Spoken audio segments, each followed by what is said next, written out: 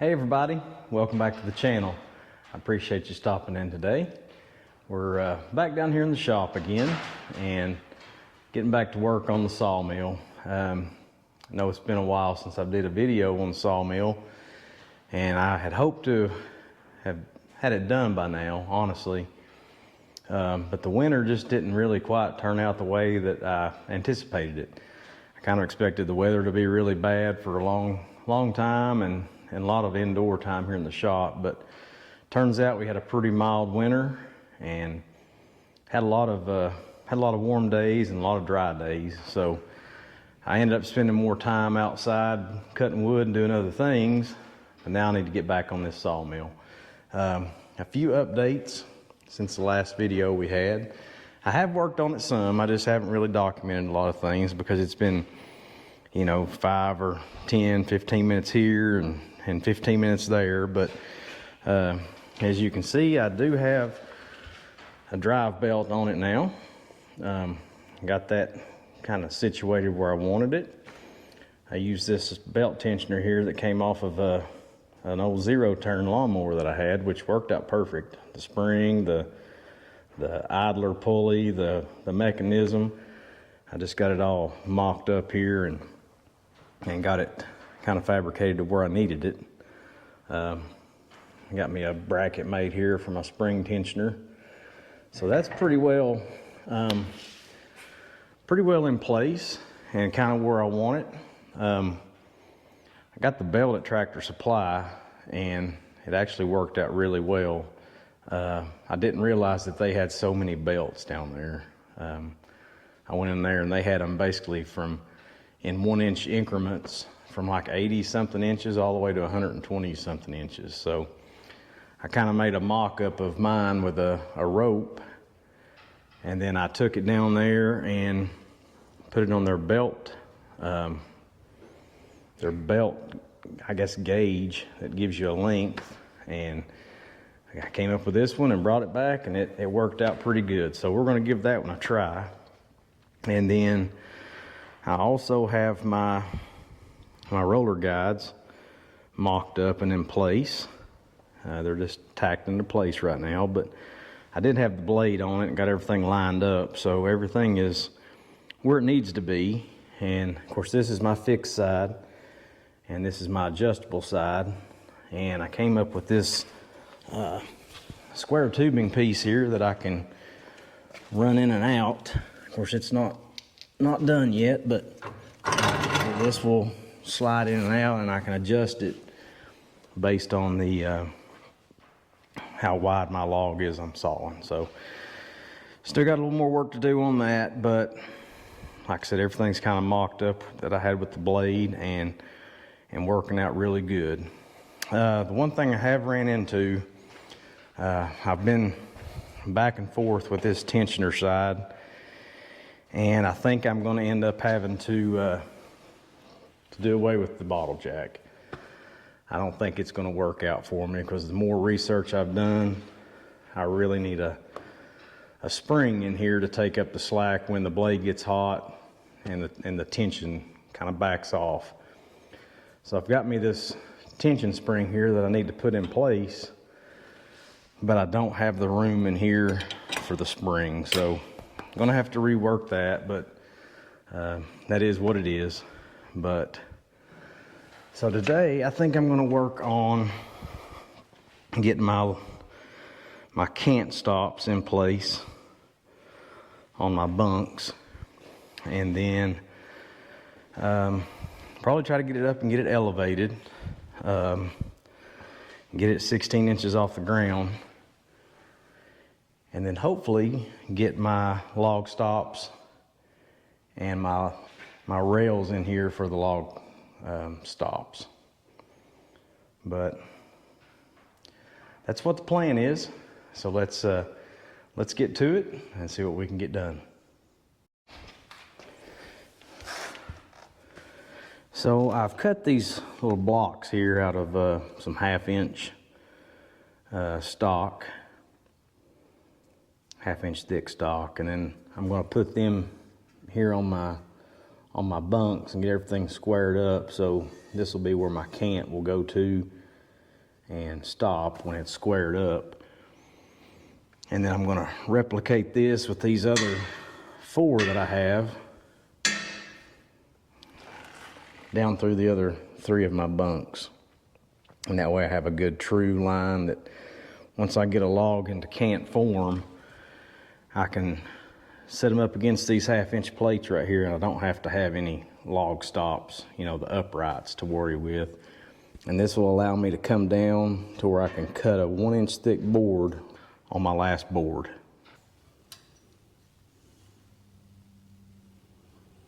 I definitely want to make sure everything's good and square, especially with this first one right here.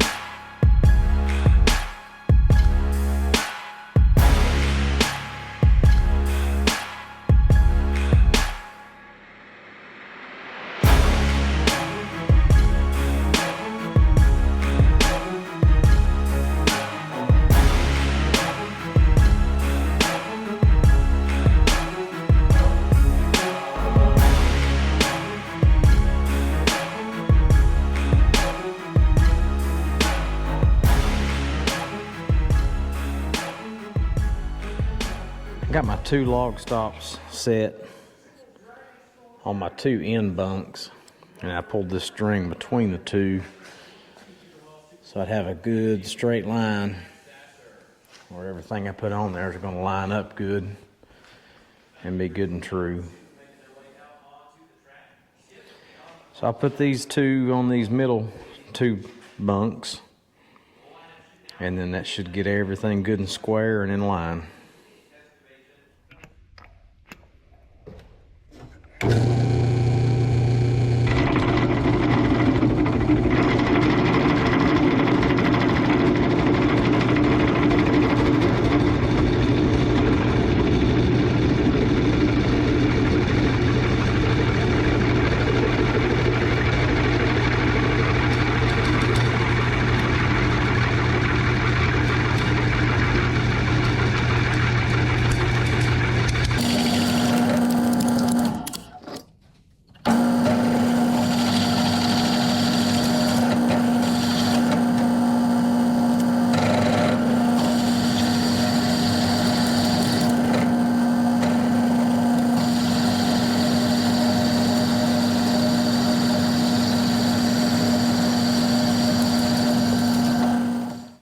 All right, guys, I want to kind of explain a little bit about how I'm going to make my my log clamps.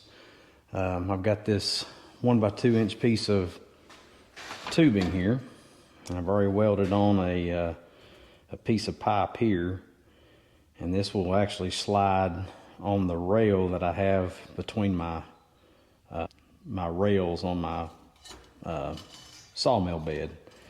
And then from there, I'm going to use this 1-inch piece of threaded rod here, and I've drilled a hole in it and put a 7/16 bolt through it so I can use for a turning handle. And I've got a nut here that I've spaced off of this just a little bit, so I've got room for it to slide up and down. And then this 1.25-inch piece of pipe here that will actually weld onto this end of my 1x2.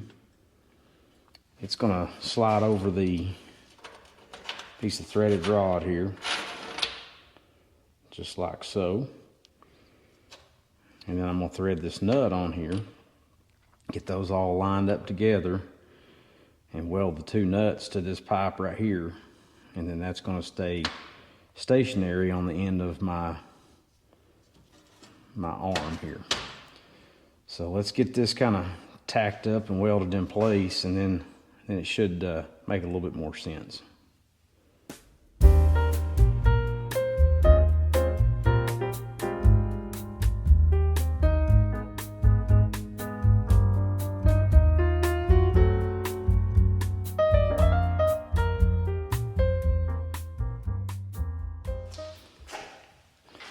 So I kept my log clamp set up pretty simple, pretty basic.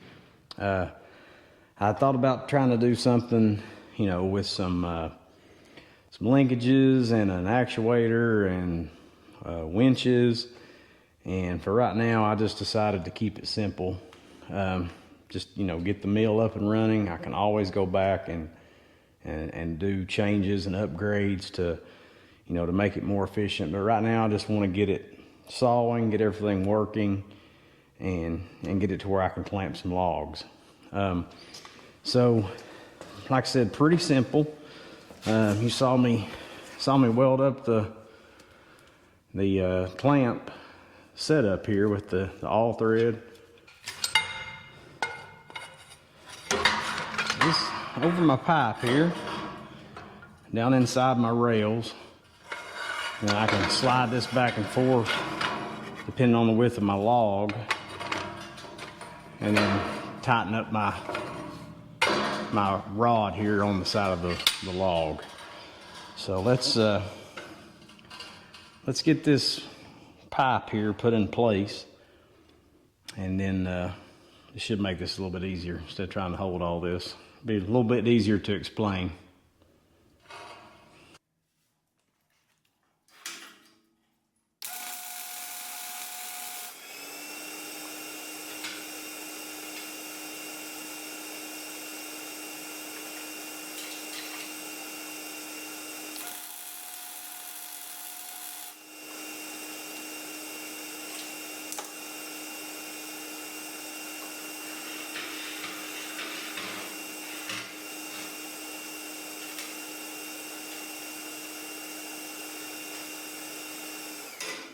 This is definitely the most simple, effective way that you can do this. Like I said, it's completely, you know, side to side, any size log.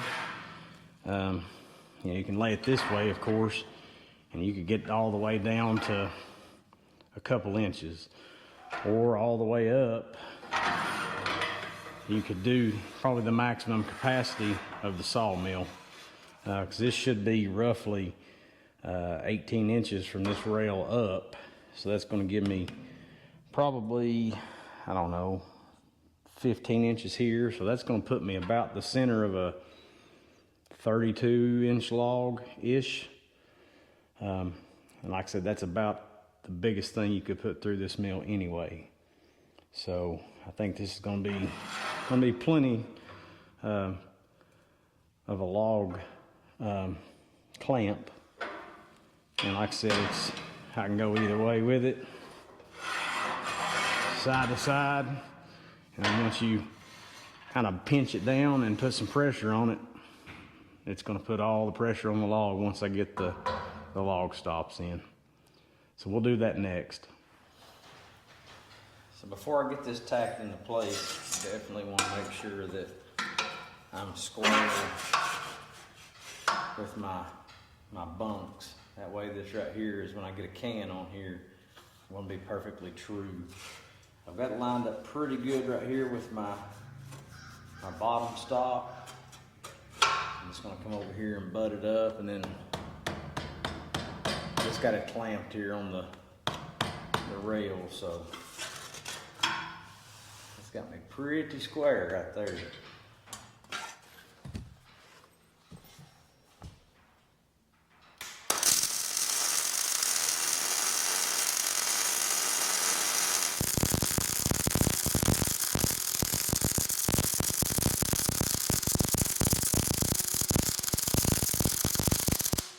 So what I'll do on these, I'm going to weld me a piece of solid stock across here to make a T-handle. This will give me the tension I need. And I made it this length here, that way I don't have to pull these out when I don't need them. I can just loosen the bolt, drop them all the way to the ground, and I'm clear. That way I don't have to pull them out every single time and put them back in. So when I go back to another log and I need them up, I just pull them up where I want them, snug it down, and I'm good on my log stop. All right, guys, I think that's gonna wrap it up for this video. Like I said, I just wanted to give a progress update on the mill and go over a few things that I'm doing, you know, with the log stops and the log clamps, and getting my bed elevated where I want it. If you look down through there, as you can tell maybe from the camera, it's off level just a little bit, and that's because I took some measurements and checked level over there at the wood barn where the sawmill's going to go, and that concrete pad actually slopes away from the center of that shed. So I've got 3/4 inches of fall in it. So when I get it over there, it's gonna be pretty close to level. I'll probably have to shim it and get it trued up, but I know that I'm at least that much out over there with the fall on the concrete. So if you do notice, it is not level in here in the garage, but that's the reason why. But yeah, I made some pretty good progress on it. Got the adjustable log stops done. Got the log clamps done. Got a few more welds to make, of course, on those, and then, you know, about everything on this is tacked as far as welding goes. So I'm going to have to just take an evening and go through here and hit everything real good and clean everything up, and that's pretty much going to get me ready for paint on the base of the sawmill. And then it's just a matter really of getting the my band guards, you know, the covers on these, working out my tensioner over there, and that's really about it, other than starting it and seeing what it's going to do. But I don't want to do that until I get the guards on it, because until I get these wheels where they need to be, I don't want the band flying off and going who knows where, and I'd rather it come off and hit the guards. So that will be probably the last step in the process, is getting those guards on there. But and also I got some stainless, as you can see on the bunks there. I bought that at metal supermarkets in their scrap pile, and took it and had it sheared and broke to cap those bunks. I've got the other 3 in the truck, but that way I'll have a good slick surface that's good and true and won't wear the paint off, and just make it a little bit more professional. But all right, either way, I think that's going to do it. And hopefully, fingers crossed, in the next video we'll get to see this thing run. But we'll see. But either way, I hope y'all have a great week, and we'll catch you on the next one. We'll see you.